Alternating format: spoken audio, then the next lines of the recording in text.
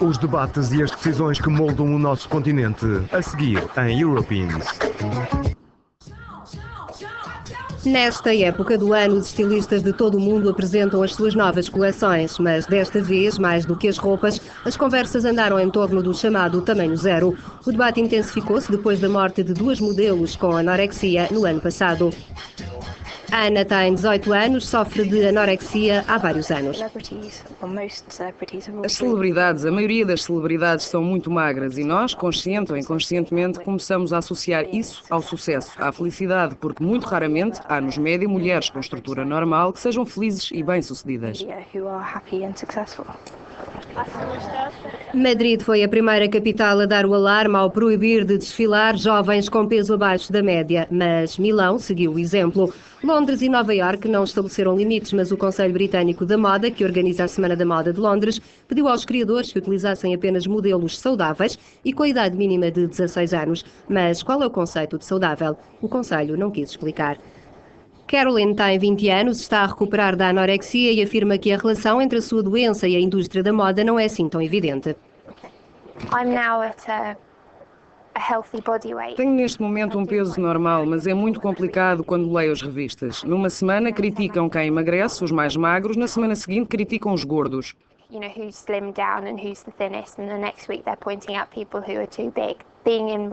É muito difícil estar em recuperação porque comparo-me com estas pessoas, mas não penso que a culpa seja dos média ou das celebridades elegantes. Penso que eles contribuem para que seja pior, mas não são os únicos responsáveis. O que são exatamente os distúrbios do comportamento alimentar? Perguntámos à doutora Nádia Micali, uma especialista clínica das doenças alimentares do Instituto de Psiquiatria do King's College de Londres. Within eating disorders, we characterize anorexia nervosa, bulimia nervosa and what is called eating disorders. Nos distúrbios alimentares, caracterizamos a anorexia nervosa, bulimia nervosa e outros distúrbios alimentares não especificados. Complex, as I was saying, illnesses.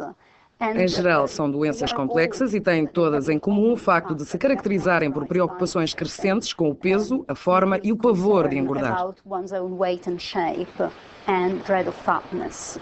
Cerca de 4 ou 5% da população sofre de distúrbios alimentares e a questão é, estão estes números a aumentar?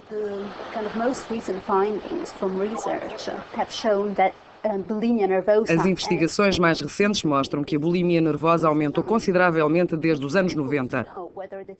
É difícil saber se as doenças aumentaram ou se há agora mais diagnósticos e maior conhecimento. Há provas de que a anorexia nervosa é uma doença estável cuja incidência tem sido quase sempre a mesma ao longo dos anos ou mesmo ao longo dos séculos.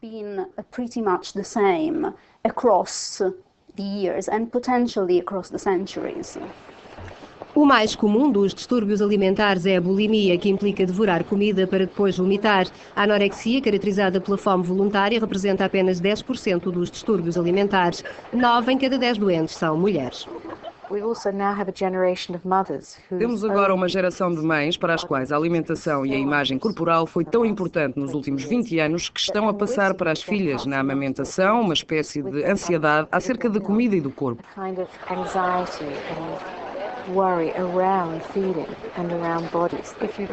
Se olharmos do ponto de vista de uma jovem em desenvolvimento, veremos que procura na sua mãe um modelo e absorve a noção que ser mulher significa estar preocupada e desagradada com o seu corpo e estar sempre a tentar mudá-lo.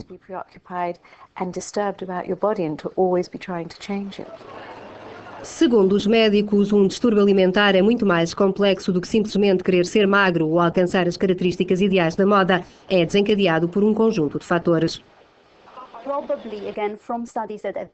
De acordo com estudos feitos em todo o mundo, provavelmente a componente genética explica 60% ou 80% dos distúrbios alimentares na anorexia e na bulimia, mas obviamente o resto é explicado por fatores ambientais. Os distúrbios alimentares coexistem muitas vezes com outras doenças mentais ou distúrbios psicológicos, como o perfeccionismo, a obsessão compulsiva ou a depressão. Há uma incidência muito elevada de experiências de abuso sexual na infância, nos casos da anorexia. Caroline diz que, no seu caso, a anorexia está relacionada com uma depressão.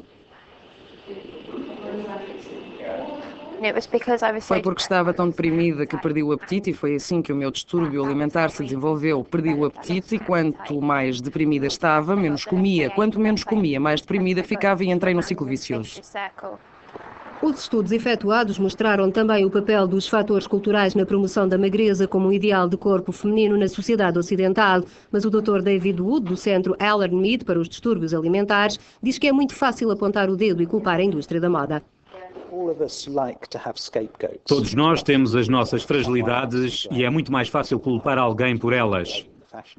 Penso que é mais fácil culpar a indústria da moda do que questionar que responsabilidades tenho eu nisto, que revistas compro. Não penso que a indústria da moda seja responsável pelos distúrbios alimentares, mas creio que tem uma influência neste complicado e infeliz conceito social, segundo o qual a magreza é uma condição como que um valor acrescentado.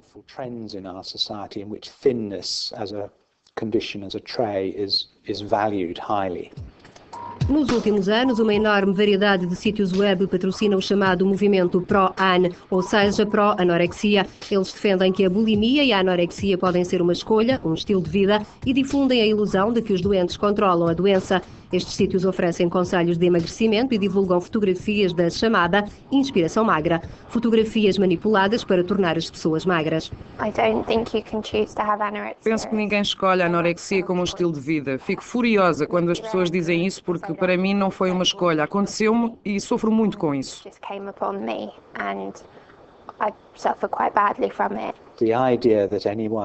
A ideia de que alguém sofra de uma doença como a anorexia por escolha própria é ridícula, é mesmo cômico.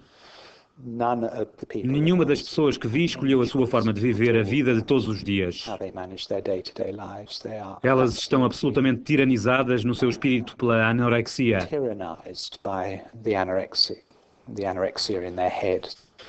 Mas, apesar do aumento das preocupações com a saúde das jovens, a indústria das dietas e das curas de emagrecimento nunca prosperou tanto. À medida que o corpo humano cresce e ganha mais peso, os cânones da beleza continuam a diminuir.